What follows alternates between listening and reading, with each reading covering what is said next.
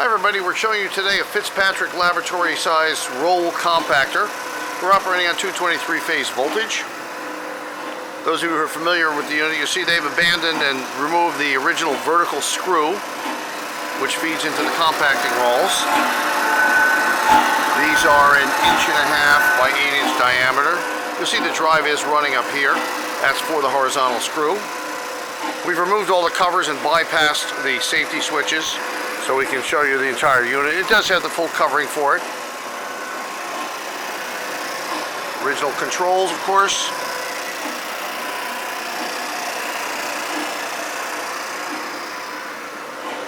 Variable speed on both the screws. Of course it does, as you can see, need some control work. They originally used a vibratory air-operated vibratory feeder agitator on this hopper to feed in through the main inlet to the roll compacting.